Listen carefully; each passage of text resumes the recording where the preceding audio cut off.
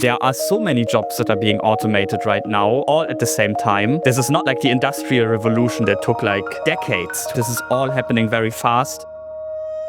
If you live in Berlin like me, you've heard of Peec AI. I got their CPO and CMO on the quest to kick off season 2. We talk about how to make your brand show up inside LLMs. This is an episode every growth marketer must listen to. Enjoy the conversation. I think everybody knows that people now type some of their questions into ChatGPT instead of Google. And marketers love to measure things in clicks. But the big problem is there are very, very few sessions in these systems that end in a click. So how did you realize that you need to measure it? My wife and I went to vacation and I set myself a challenge not to use Google, and it worked. And I realized how people consume information, how they find things on the internet. This is all changing faster. I want you to first very briefly explain what Peec AI does. What we do is we simulate a human going to these LLMs. We then look for the mentioning of brands in these answers, like your own brand, your competitors, and then we give all kinds of insights into how visible you are and what you can do to improve that. What's the thing companies are getting wrong about AI search that will cost them in the next 2-3 years? The first thing is that it's not important. And the second big mistake is thinking that vendors who tell you that it's easy, that they can be trusted. Let's imagine a scenario where you have a startup and they just have one person on their marketing team. Where would a product like AI search fit in their strategy? If they absolutely want to do it, I would recommend. So let me just start with a meme that I saw on your Twitter. And I was like, yeah, I have to ask him this. So there's types of headaches. There is migraine, hypertension, and then there's a very stressed meme about dealing with people who think AI search could be measured in clicks. So what the hell do people get wrong about AI search and why is it giving you a headache? I think everybody knows that some amount of people now type some of their questions into ChatGPT instead of Google, right? I think nobody wants to debate that. But a big debate is how many people do that and how important is it? And marketers love to measure things in clicks.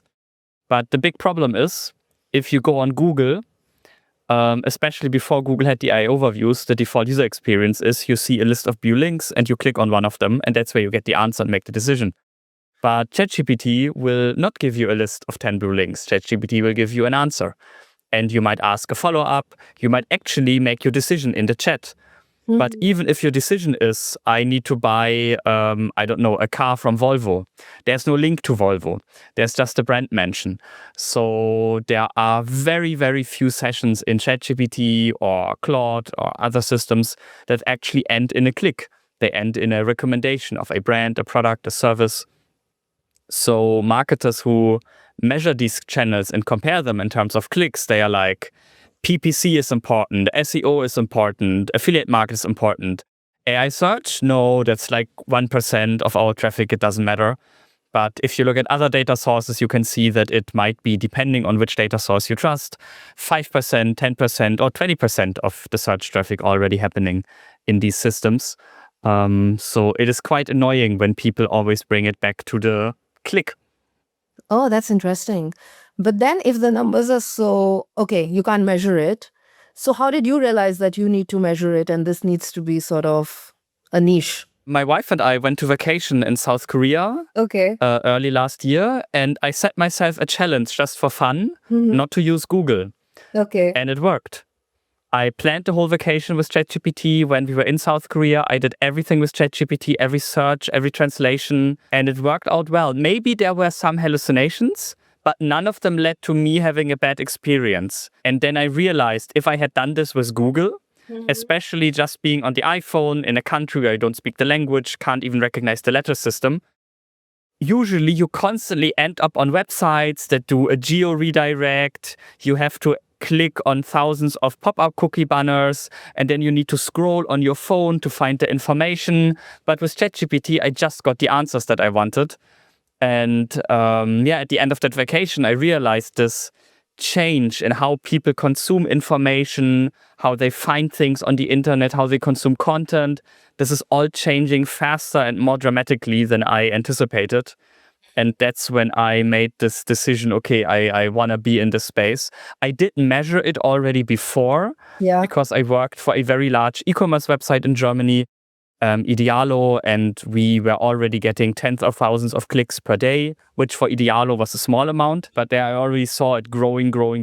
And even though the numbers were tiny, I saw that the growth rate was crazily high, which is something that I believe many people didn't see. And there's this saying that the human brain is just not able to understand something like I forgot the word, the opposite of logarithmic growth, where if numbers are small but growing quickly, our brain just continues to say, yeah, these numbers are small, they don't care. But if the growth rate is super, super high, then also small numbers are something to consider.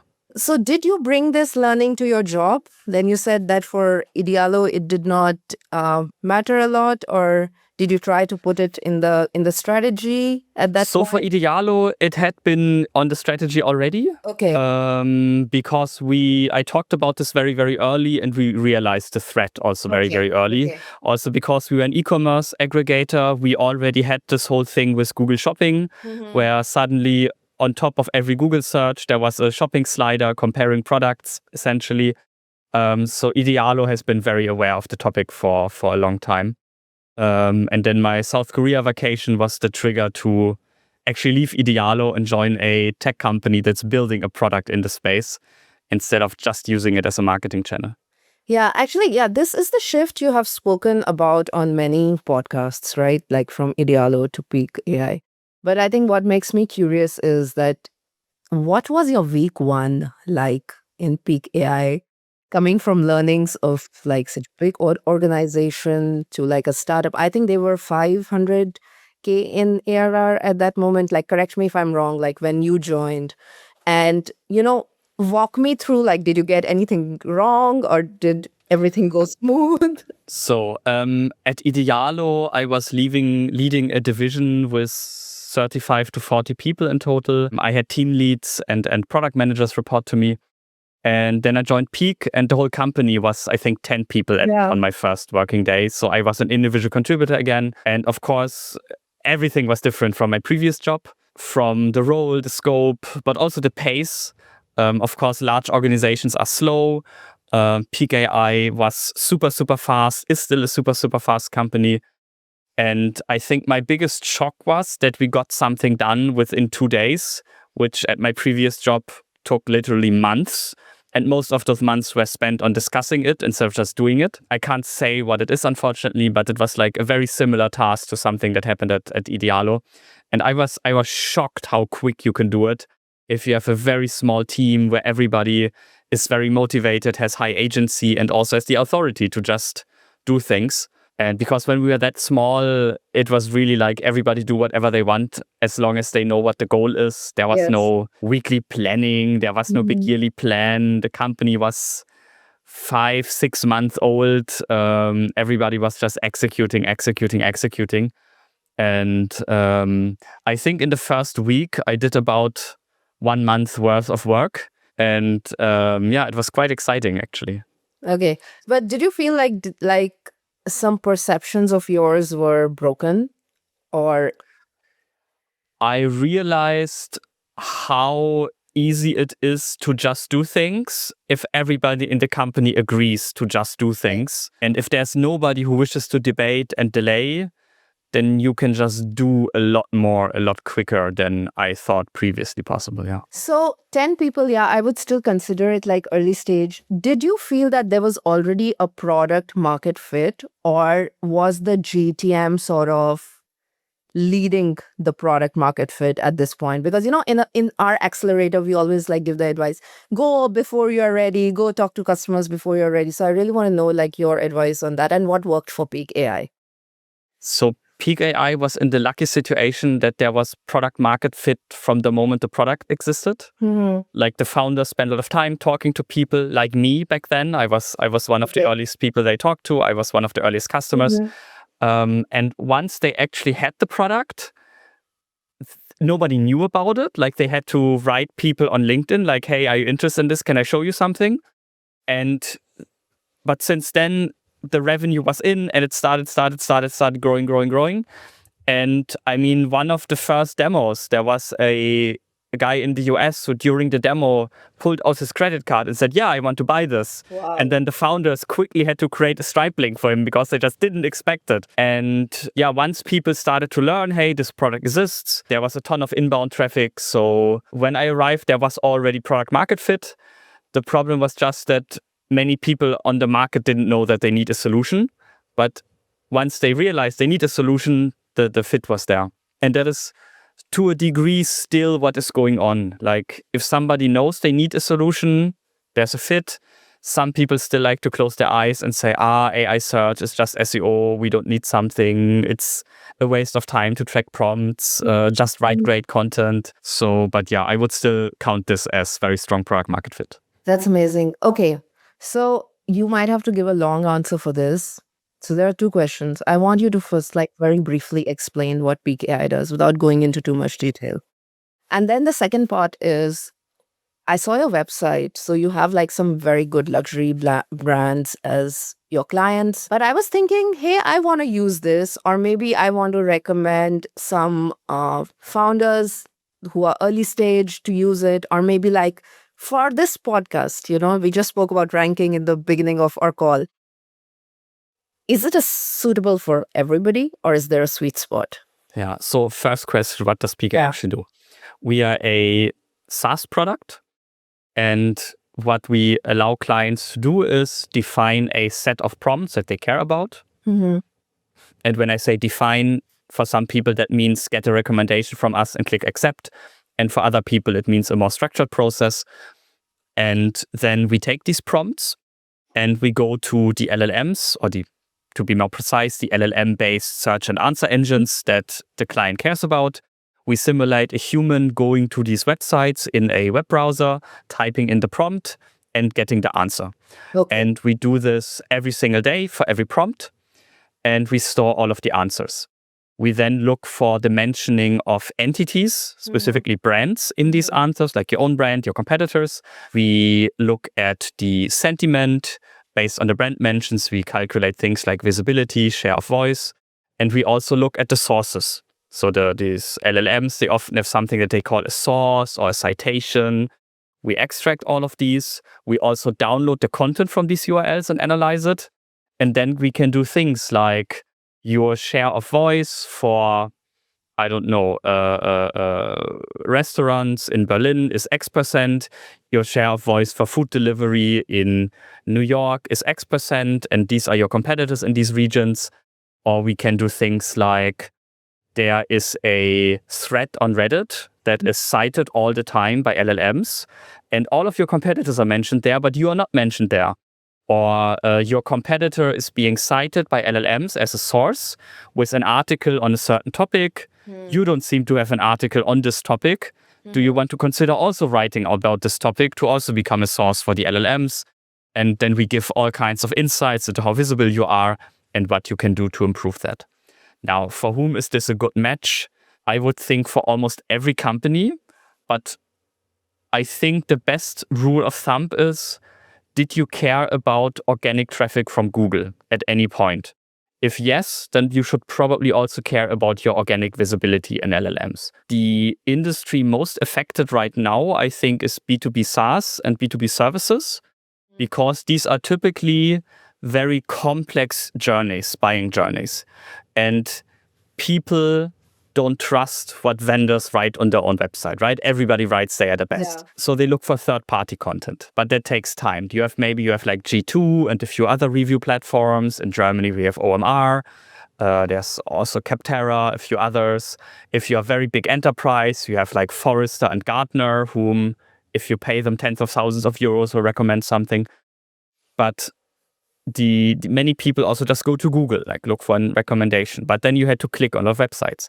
And with LLMs, you can actually describe very exactly what you want. Like, I'm the CMO of a company, Series B, this many employees. My biggest pain point is that my sales team is not updating their leads. We are using this content management system on the website and this software for outreach. What CRM can I use that has good integrations with this and a reasonable pricing model for my type of company, and also has 3 reference customers in my industry? And you get an answer. You actually get a reasonably good answer from that. And there's a study from G2, the software review platform, that software review platforms are now only the number 2 source of information, and LLMs are the number 1 source of information for software buyers when they want to create a shortlist. So that's why for like B2B SaaS, B2B services, this is an absolute no-brainer. Also, all businesses that have received significant traffic from Google search organically should at least check what it looks like in Perplexity, in ChatGPT, in Google AI mode, in the AI overviews from Google, etc., etc. You mentioned this luxury segment. Yeah. That actually happened completely randomly. We never went after that segment at all. Okay. And by the way, some of these, we have more brands there, but many of them don't want their logo to be mentioned on the homepage. I think for them, it's a result of their very high price point that they have on average. Okay. So if they get just 2 sales more per month, the software is already worth it. And then, of course, there is e-commerce is a big segment. Online travel is a big segment. But we also have people who have their own personal brand. For example, you could track prompts like best podcast producer in Berlin. Which podcast should I listen to? Right? Okay. These are like prompts you might care about. And then you would see, okay, who are others that are being recommended and what are the Reddit threads I need to be mentioned in, or the subreddits where I need to be active, or which YouTube creators should I use to maybe take an outtake from the podcast, put it on their channel, because their channel is regularly cited by LLMs for my sources, or in which blog did one of my competitors do an interview and now it's always cited. So should I also do an interview there? These kinds of insights. So price point wise, the product starts at around 80 euros. Okay. But we have customers who pay us significantly, like a lot more than that, like 6 figures per year. But these are then larger enterprises that want to track a lot of markets or care about a lot of LLMs or have like many brands that they want to track. So for us, it's a big mix. But if you look at Google and who used to care about SEO or who cares about SEO, it is the majority of industries, right? There are very, very few industries where everybody was like, nah, SEO doesn't matter. And I believe the same thing is happening with AI search. Yeah, almost everybody is using it. Yes. And everybody will care about it. Every company will care about it at some point. Yeah, I think I don't really use Google a lot now. No, I mean, like even for research, like I was researching about you for this podcast. So I first went to Perplexity, then I went to Claude, then I sort of combined and I said like, what is repetitive that he has already spoken in, because I'm also trying to make a workflow and mechanism which really saves my time, ChatGPT actually I don't use anymore. So like that, okay, but I'll come to that question later. The first question is like, what was the segment Peec AI started with? Like customer segment? Agencies. Agencies, okay. SEO agencies, because they were the first ones to get it. Mm-hmm. And brands were at the beginning much more reluctant. Mm-hmm. And there were even cases where agencies came to Peec AI and said, this big brand told me to buy your software because they don't want to go through their software procurement process for another vendor. So they just increased their monthly tender with us so that we can now buy you for them. No, at the beginning it was agencies. They were the most responsive. But now, since it's all inbound, we don't really go after individual segments. And now I will come to different LLMs. Why are you referring to ChatGPT as your first reference when you're talking? Is it something like come naturally, or do you feel that there is where most of the AI search is happening? I mean, the most AI search is probably still happening in the AI overviews from Google, because depending on which source you trust, Google puts them on top of 15% to 45% of all searches. Okay. So, but that is a little bit of also involuntary, right? Because people don't explicitly want to do AI search in that moment. Intentional AI usage is vastly driven by ChatGPT. ChatGPT used to have something like probably 90% of the market. I think this dropped now to 70, 80. It's hard to measure exactly, but still it is the default for many people. I mean, people call it chat, especially younger people. They don't even call it ChatGPT anymore. And then it used to be 2 years ago, it was always ChatGPT and Perplexity.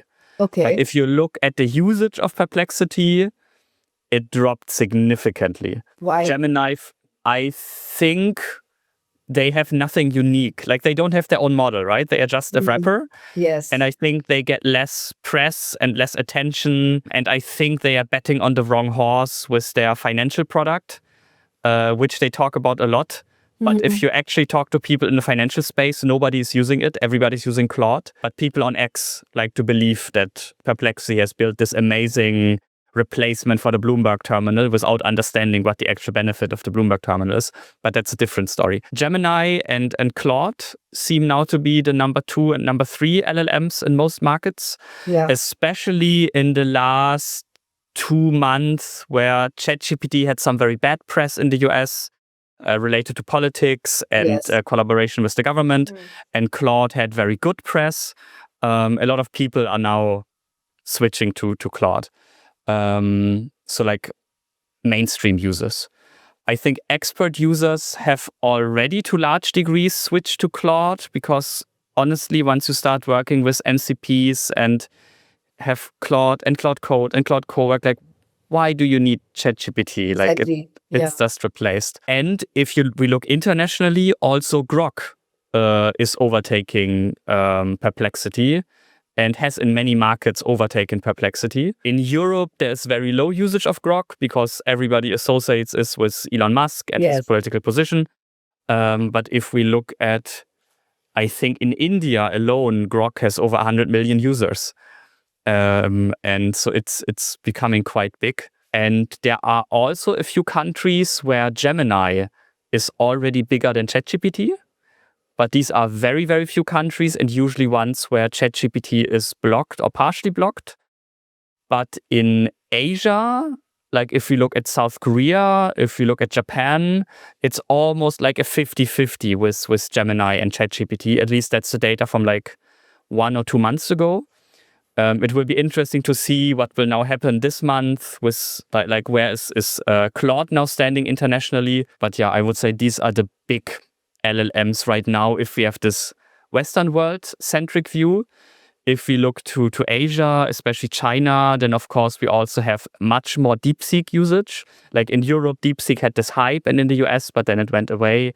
There's a lot of Qwen usage. Kimi usage is much higher in Asia than in Western world. And this is, of course, the usage directly in the web or the app.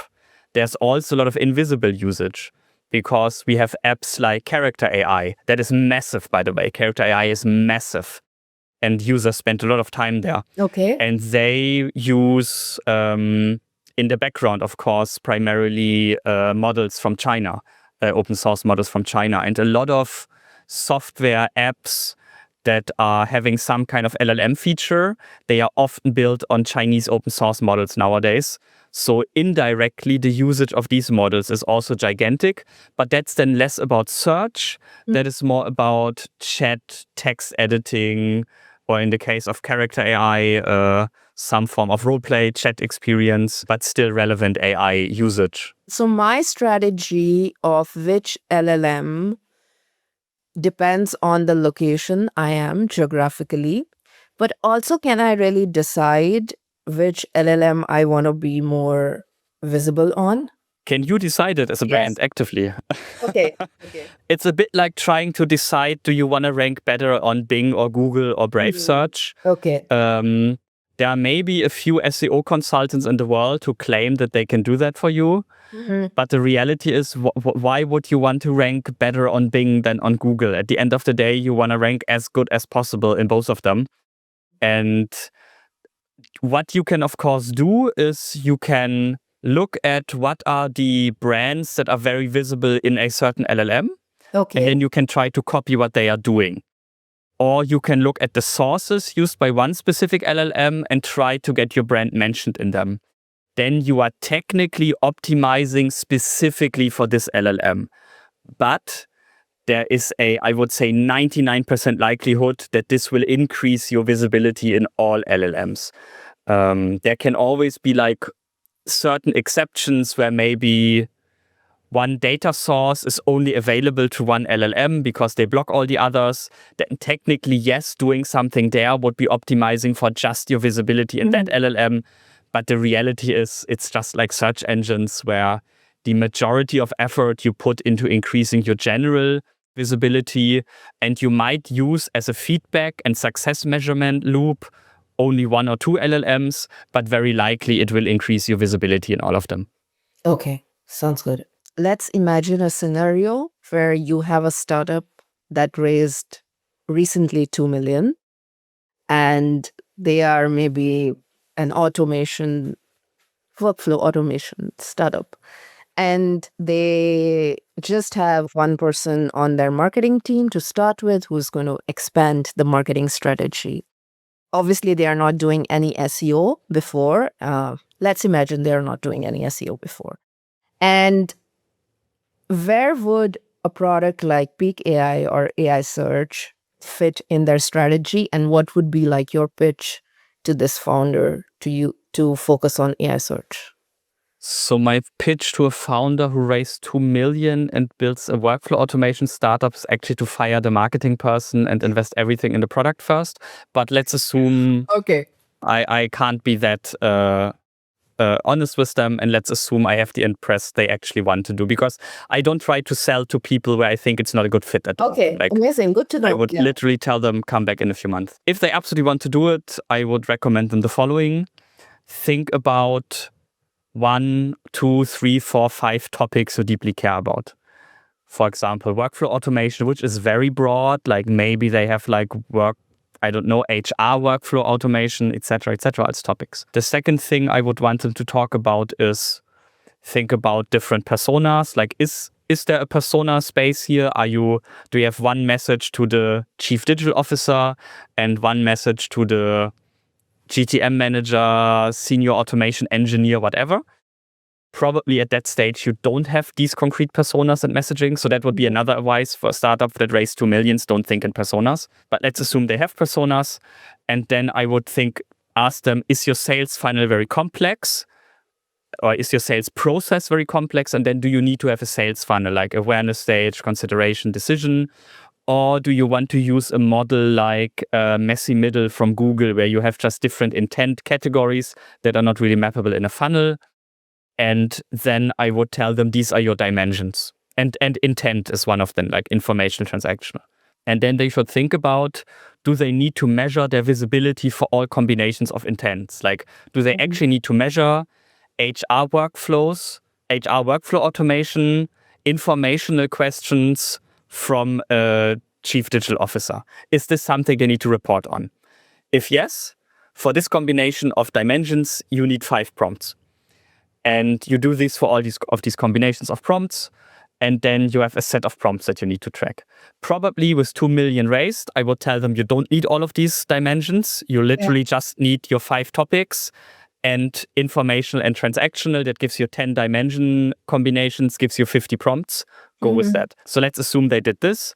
Then to generate these 50 prompts, there's a lazy version, which is let Peec AI do it. Just enter the topic. Okay. There's another little bit less lazy version, which is ask Claude or ChatGPT or Gemini, like describe, you are a chief digital officer. You want to buy HR workflow automation software.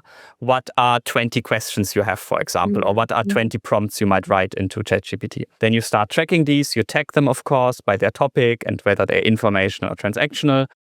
And then we start gathering chats for you. And then the first thing you will see is your own visibility is probably 0, unless you track your own brand name, which probably you shouldn't at the beginning. And then we show you who are your competitors and what are the top sources.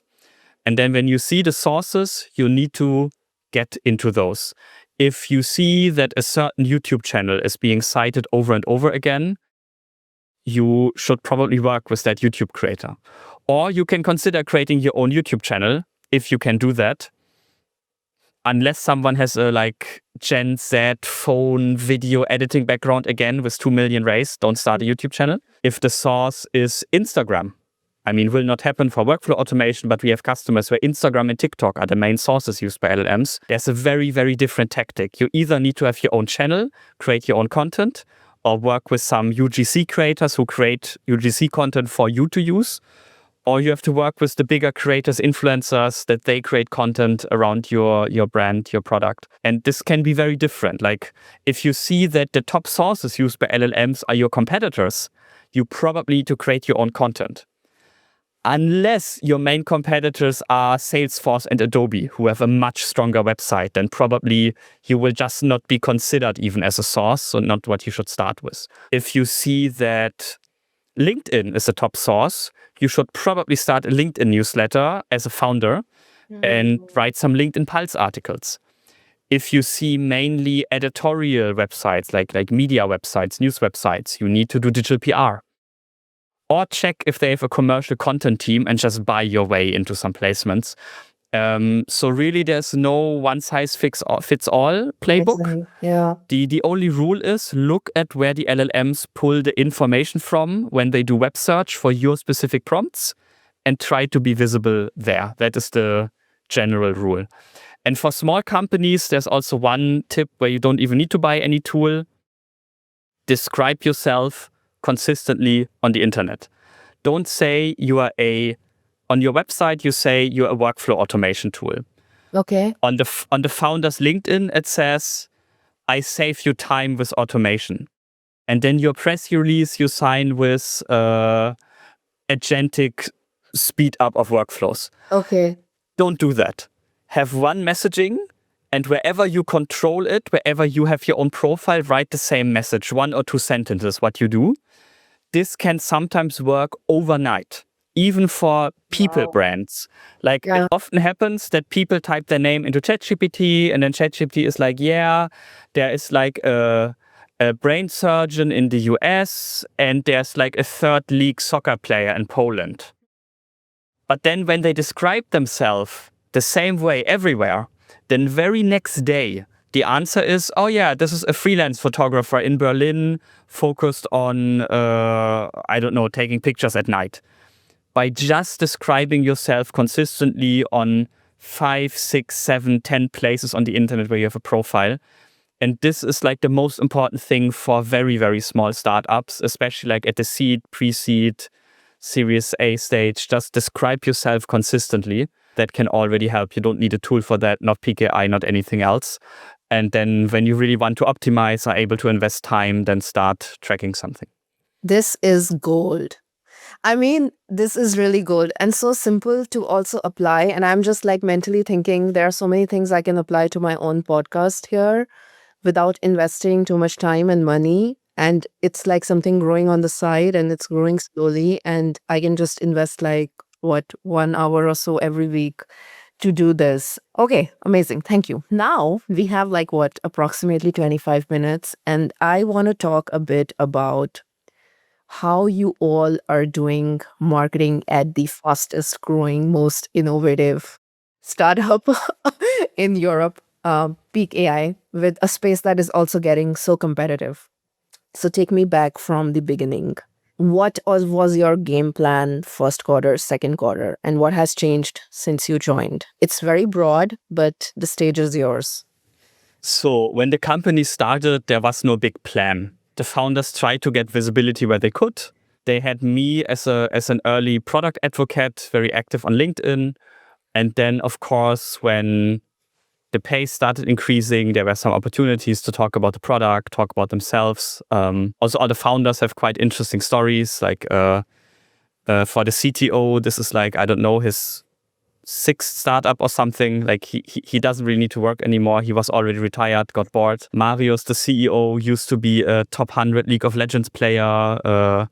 Was actually one season ranked number 1 with a certain hero that I don't know because I don't play League of Legends. Daniel also had a startup before, 2 startups before, if you count his failed food truck that he had after I think even after high school. So all of them have quite interesting background stories. And then the plan was, we knew that there are players with a bigger budget, so paid could not be the solution. And we were very certain from the beginning that we want a nice visual representation of the data, both in the application and the website. And we spent a lot of money and time and focus on making really, really nice looking product and website. Went through many design iterations, used many internal, external designers to get it done. Especially at the beginning when we didn't have design intern, we had so many agencies that we tried out, and good design agencies really charge a ton of money. But it was worth it, and people started noticing it. Like, yeah, your product actually looks nicer. Oh, and it also loads, and it's reliable. And your website is beautiful. That worked quite well. And then we did a lot of things without measuring them. After I joined, whenever somebody asked me on a podcast, I just said yes. When I could get on a conference stage, I just said yes. I just did everything to get the word out there. And then also people started telling us, hey, I see you everywhere. I hear you everywhere. What's going on? So apparently it was the right decision. And to a degree, we are still doing this. Like this podcast, for example, I will invest 0 minutes into success measurement. I don't have an Excel sheet where I track how many listeners that each podcast had that I appeared on. And I don't share a unique discount code to try to attribute leads to podcasts. I believe that if you have a generally good product or service, talking about it whenever you can and sharing knowledge while doing it, like not selling the product, but talking about, hey, this is how you can optimize. And by the way, our software is a good solution for it. I think that is the kind of marketing that I find sympathetic and want to do. Of course, now that the team has grown, we are also doing paid acquisition. We just launched a referral program where every customer can make a 20% referral fee for the first 6 months if they refer another customer. We pump money into Google AdWords. Most of the money that we give to Google, we have to pay it so that when people search Peec AI, there's a Peec AI ad above the 3 ads from our competitors who are always bidding on our brand name. So I don't know how much growth it is or how much is just a tax on our brand marketing, because that's already our brand traffic, right? If people type Peec AI. And yeah, we don't have like this very strategic plan from day 1 to month 24, like this channel, this channel, this channel. It's more of what do we see works, and we try things that we believe are aligned with our brand. And the brand is a nice visual design. Black is the dominant color, as you can maybe see. And we try to be genuinely helpful, conduct research, educate people, and not be this selling in your face brand. And that is working quite well for us. Yeah, it is. So how is your team looking right now? Do you have, it's like marketing and growth combined, or how does it work? So we don't have a team that's actually called marketing. Okay. There's a growth team. Okay. And there is separate from that an SEO, GEO team, but that team is primarily doing research, but is of course also applying that to our own brand, to our own website. And we have that combined with the product team, and I'm like directly the lead of both these teams.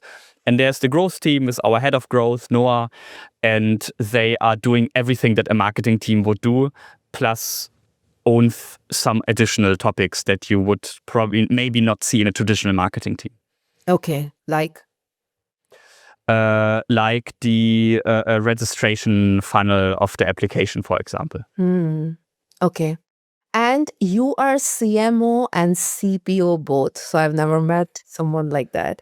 And it's like market and product are always like, there's a background story to that. So I joined as CMO, and the same thing happened in 2 jobs previously. Okay. Just that at Peec AI, it happened after 2 weeks and not after 2 years, like it usually does. Somebody asked me, hey, can you also do product? Okay. In this case, the founders asked me, hey, can you also take care of the product? Because especially in the first year, we were also doing a lot of fundraising. Like we had initial financing from the company builder, then angel round, pre-seed, seed, Series A, second closing of the Series A. So a lot of attention on fundraising from one of the founders. And then I took over the product. I was the only product manager. Like I was called CPO, I was an individual contributor. And now we have a team. like a team of product managers and product designers. And our head of growth, whom I earlier mentioned, I hired him before I even started at Peec AI. Like he applied when I was still like in my previous job, but it was already clear I would join. And the founders were like, "Hey, can you already interview him?" So he actually started a few days before me. So there was someone to take care of the marketing side. So I could have less focus there, more focus on product. And right now I'm primarily focused on developing the product and researching, understanding how AI search works, what are additional interventions brands can do to increase their visibility, what are vulnerabilities that bad actors can abuse, also to do negative things for brands on AI search. And the marketing or the growth team, as we call it, is primarily working without me. I'm, of course, involved in budget and strategy topics. When you handle in Peec AI, how much of your growth strategy or marketing strategy is automated? How are you as a company taking care of experimenting enough with this AI pace? Is there a growth stack you all discuss? I mean, I was talking on an intro call for the podcast, and they said now they have an AI transformation KPI in their company. I mean, that's a bigger one, big company, but how do you all deal with this? So we don't have an AI transformation KPI because we have very little legacy. We hired a lot of people whom I would say are AI native. Okay. So it was never about automating a manual workflow. From day one, there have been N8N automations. There has been data flowing from system 1 to system 2. There have been people using LLM note takers, summarizing that, pushing that into Notion. A lot of people here are using MCPs to get information, basically chat with different systems that we have. So I can't even say how much we moved into AI because it was always there. Like people just started using AI from day one. So I can't really give an answer. No, that's cool. Is this a criteria when you're hiring people? Are you Yes. asking this question? Yes. Okay. Yes, that's the criteria. And what's an answer that impresses you? Oh, I will not share that publicly because then everybody will sell it. They will tell me. No, well, I don't have that one answer that I expect. But Okay. if I don't have the feeling that somebody is not excited about AI, they don't need to work here. We are a very ambitious company. We work long hours. We also pay very good, like our salaries on the website. And people always tell me, wow, for Europe, these are amazing salaries. But we also expect a lot. And everybody who works here is ambitious. And I recently read we are in the 1% of fastest growing startups worldwide. I never know who gets all of this data, but apparently we are. We are also in the Harmonic top 10 again, like I think position 2, like the second most researched startup in our space. Ramp, this credit card data had us in the top 10 of fastest growing again. So we have a lot of external validation also that we are growing really fast and what we are doing is correct. But I want to have fun while working, but a company is not a charity. And if you don't care about AI, don't apply. Please work somewhere else because it just wouldn't fit with the vibe of people. So when I mentioned earlier that we are very fast, one of the reasons is we don't have these discussions where the workers' council say, oh, if you do this AI automation, then maybe one person doesn't have a job anymore. What do you think? And here everybody is like, yeah, let's automate this. And then we have more time to do other things. Like everybody's excited about it. Everybody wants to do it. Also, everybody's interested in the business. We are a very transparent company. So just earlier today, we had a meeting with our head of finance who walked everybody who works here through our whole financial model and all the financial assumptions. Every intern, people who do office management, everybody knows about it because we want everybody to think entrepreneurial. And I think we made a very good job at hiring for that. But it also means sharing a lot of data, but then also sharing the responsibility. And then being AI native and being high agency are probably the most important things for people to strive here. And it's not for everyone. That's Yeah, clear. it's not. I think like you need to be a little curious, like generally in the job market today to survive, because if you've only done your 9 to 5 and even in your own company, you haven't come up with like new initiatives, it's going to be very hard to find jobs, I think, in the future. Um, is what Yeah, I think at least. I have a pretty bleak outlook on that. Okay. If we look at historical data, when the phone switchboards were automated, these people were no longer used to connect the phone switchboards, and they never caught up in terms of salary to their peers of the same age group. It's clear, right? Because all of their job experience suddenly became useless. Or when cars were invented, the amount of horses in Europe reduced by something like 99%, or the amount of horses used for labor, right? And the very sad thing is that probably some humans are the horses in this example, because there are so many jobs that are being automated right now, all at the same time. This is not like the Industrial Revolution that took like decades to happen, right? This is all happening very fast. And it's for the first time ever happening to people sitting at their desk, where in the past this always happened to people who have to do manual labor. And I think this is bringing a very fundamental shift to the job market. I'm sure there will also be new jobs. Yeah. But something that has already happened recently is with the increase in efficiency, the top 1% performers, they are no longer 10 times better than the average. They are 100 times better. And this will be an opportunity for some people. Like if you are good at your job and you are motivated, with AI, you can strive. But if you are doing average work, and statistically, half of us are doing average or below average work. Yeah, it sounds mean to say it, but that's how averages work. AI can probably do that as well.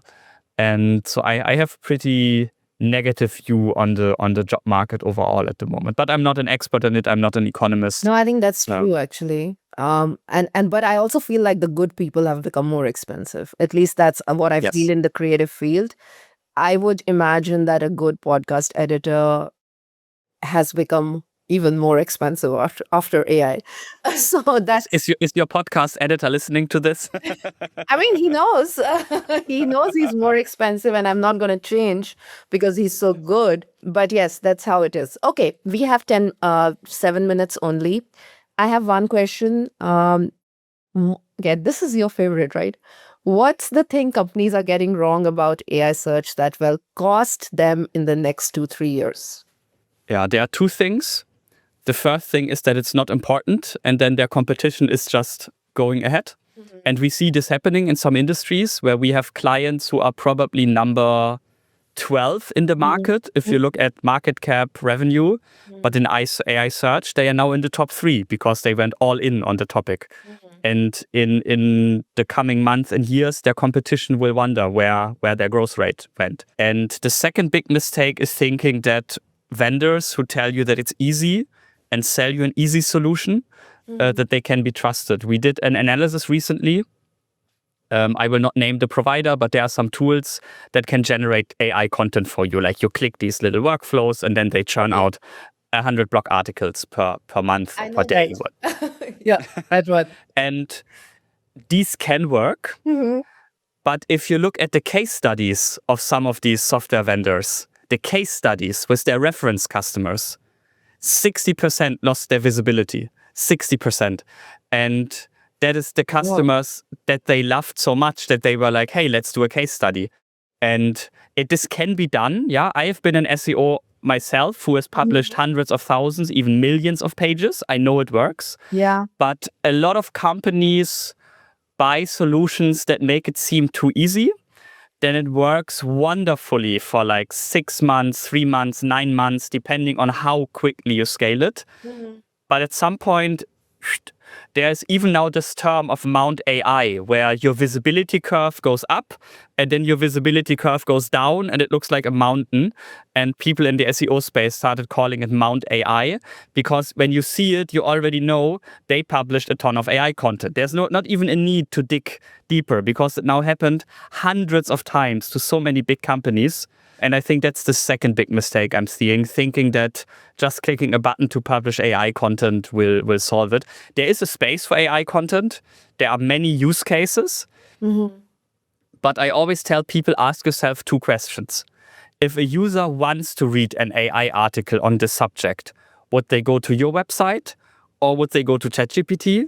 And the second question is, do Google or OpenAI have any incentive to crawl, index, and rank your website? Or is it cheaper for them to just write that article on the fly if they wrote it anyways? And there are cases where it's totally fine. Like if I have a website with the weather and I want every 15 minutes a 2-sentence summary of the weather in Berlin, of course I'm going to do that with AI. If I have 100 user reviews about the product, of course I'm going to summarize them with AI. But if I churn out a blog article, how to change a tire or how to tie a tie, that is probably slop that nobody wants to read on your website and that also LLMs and search engines are not interested in. And I think, that's the second biggest mistake after ignoring it, to walk down the path that seems too perfect and too easy. Yeah. Wow, that's a great tip. I think, we need some originality, right? Like everything reads the same, even on like LinkedIn and these social media. Okay. So, yes. So, this is a question I decided to ask everybody in the podcast. What is the one quest you are on right now, professionally or personally, that scares you a little bit? I've been wearing this Whoop for about a year now. And it calculates like my biological age. And my mission is to bring it down. Okay. And that is quite tough if you work 12 hours per day and also come to the office on the weekend. So that's the quest that is scaring me right now. I mean, I'm managing, but it's tough. I started taking calls while walking for at least after 4 p.m. So that helped me to have some physical activity. So yeah, I understand that. Okay, and now this will take 60 seconds. You just have to do like a rapid fire. Most overrated AI marketing tool right now. Some content generation tools, but I don't want to name their names. Okay, we know them, so. But good, the category. Something every CMO believes that you think is wrong.